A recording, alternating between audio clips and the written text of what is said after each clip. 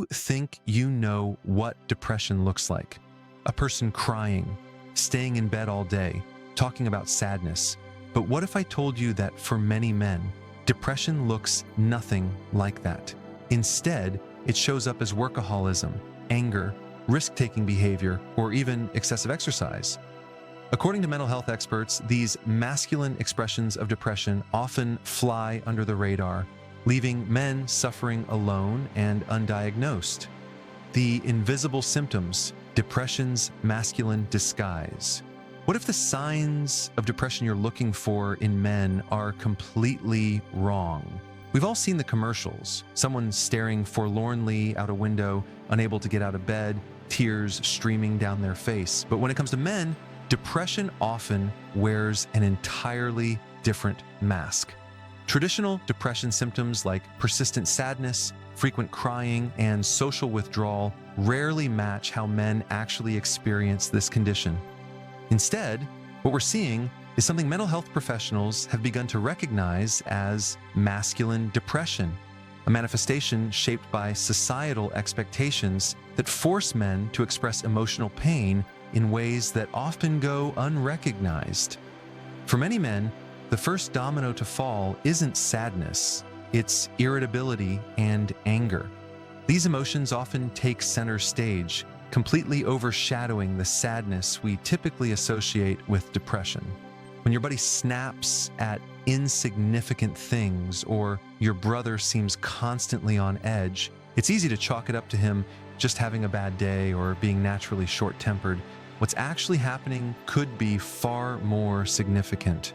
Men are more likely to display anger, irritability, or aggression, notes Dr. Mehta, highlighting how these expressions of depression frequently get misinterpreted. Rather than recognizing these as potential warning signs of a mental health struggle, we often dismiss them as personality quirks or stress responses, missing crucial opportunities for intervention. Beyond emotional symptoms, depression in men frequently surfaces through physical manifestations that baffle even medical professionals. Those persistent headaches that won't respond to pain relievers, the mysterious digestive issues with no apparent cause, the chronic pain that doctors struggle to diagnose. For many men, these physical symptoms become the primary way their bodies signal emotional distress. Men often find it easier to discuss physical ailments than emotional struggles, leading them to focus on these tangible symptoms while the underlying depression remains hidden. The Mayo Clinic confirms this pattern, noting that physical complaints like headaches and digestive problems frequently appear in men's depression presentations, creating a misleading trail that leads away from the actual condition. Depression also reveals itself through behavioral shifts that might seem unrelated at first glance. Risk-taking behaviors like gambling or reckless driving can emerge as coping mechanisms. Some men throw themselves into their work, becoming workaholics who clock excessive hours not out of ambition, but as a distraction from their emotional pain. Others might develop sudden obsessions with extreme exercise regimens, not for health benefits, but as attempts to outrun feelings they can't express. Perhaps most insidious is the emotional numbness that characterizes male depression. Unlike the visible sadness we expect, many men experience what therapist Tatiana Rivera Cruz describes as a sense of emotional numbness or detachment rather than overt sadness or crying. This disconnection from emotions creates a void where activities once brought joy, but now elicit nothing. Since men aren't openly weeping or expressing despair, this symptom often goes completely unnoticed by others, and sometimes even by the men themselves. Sleep patterns offer another critical window into male depression. Insomnia, oversleeping, or waking up too early might be quickly attributed to work stress or lifestyle factors, but they frequently signal something deeper. These disruptions appear more commonly in men's depression experiences than women's, yet they're rarely recognized for what they actually represent, another facet of depression's masculine disguise. What emerges from this pattern is a stark reality. Depression in men often looks radically different from our cultural stereotypes about the condition.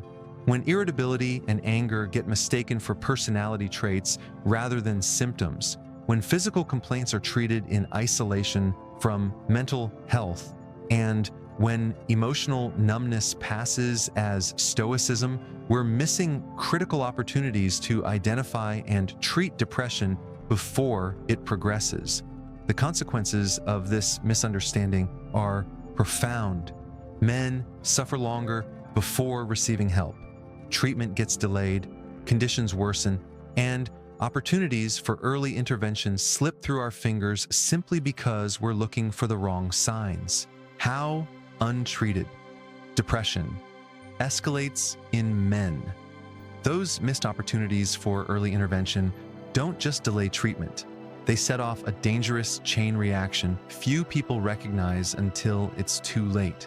What begins as irritability can silently cascade through a man's entire life, with each fallen domino gathering momentum toward a devastating conclusion most never see coming. Imagine the second domino, social withdrawal. A man who was once the life of gatherings now consistently finds reasons to skip social events. "I need to catch up on work," becomes his mantra. But this isn't simply about needing space. It's about creating distance from relationships that might expose vulnerability. This withdrawal often gets misinterpreted or even praised. People say he's so dedicated to his career, not realizing he's actually retreating from connections that could help him heal.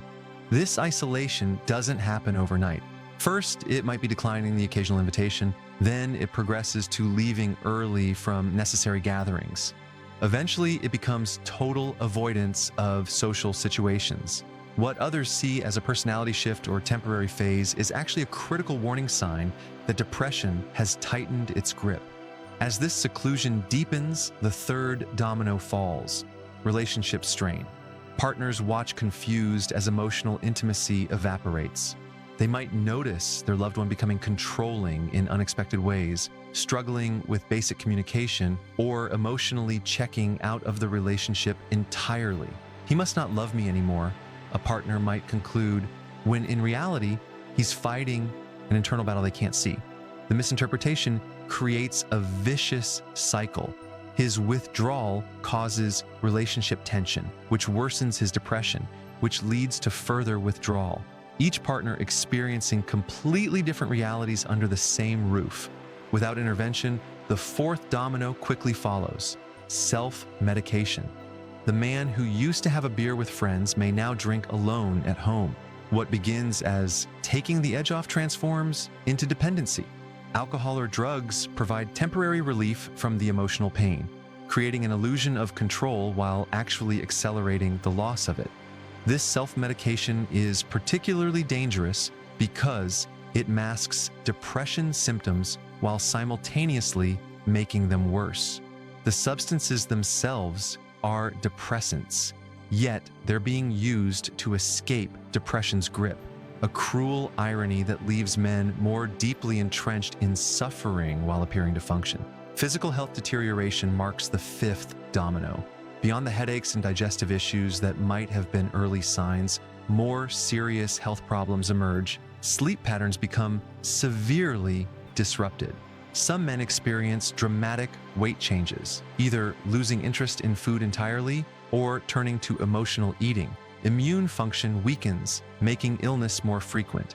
Even cardiovascular health suffers as stress hormones remain constantly elevated. These physical manifestations create another layer of complexity. Doctors treat the symptoms, prescribing medications for headaches, sleep aids for insomnia, pain relievers for unexplained discomfort, while missing the underlying depression driving them all. The sixth domino impacts career and purpose. The man who once found meaning in his work now stares blankly at his computer. Tasks that came easily now require immense effort. Deadlines are missed, presentations fall flat, relationships with colleagues deteriorate as irritability spills into workplace interactions. Some men respond by working even more hours, attempting to outrun their feelings through hyperproductivity. Others gradually disconnect from their professional identity altogether, performing the minimum required to maintain employment. Either way, something that once provided satisfaction and structure now becomes another source of stress. As these dominoes accelerate, each one falls faster than the last.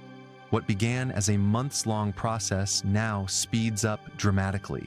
The man has fewer resources to cope with each new challenge. His support systems have weakened, his physical health has declined, his emotional resilience has eroded. Then comes the final, most devastating domino: suicidal thoughts or attempts. Unlike women who often show gradual and detectable warning signs before suicide attempts, men may act more suddenly and with fewer observable indicators. This makes intervention exponentially more difficult. The decision can appear impulsive to others when in reality it represents the culmination of a long, silent struggle. Understanding this progression is critical. The connection between male depression, substance use, relationship breakdown, and suicide risk isn't random. It's a predictable cascade that can be interrupted at any point with proper recognition and treatment. What appears to others as a series of unrelated problems, drinking more, working obsessively, relationship conflicts, health issues, is actually a connected chain of events stemming from untreated depression. So what stops this domino effect from claiming more lives? Early intervention. Every moment we recognize depression for what it is creates an opportunity to change course. The Mayo Clinic confirms that depression responds well to therapy, medication, or both, even in severe cases. Seeking help isn't weakness, it's strength. Men like Joel Robison found that honesty with himself and family marked a turning point in recovery. Adam Haig emphasizes talking to someone about your struggles, while Matt Hunter notes that others won't view your openness as weakness. Check in with yourself, learn the coping skills, or reach out to a brother. One conversation could save a life. Want more real talk? Subscribe to our channel. Every week, we drop videos to bust taboos and build a space where men can be real. Like, share this with someone who needs it, and let's keep this going. Together, we're unstoppable.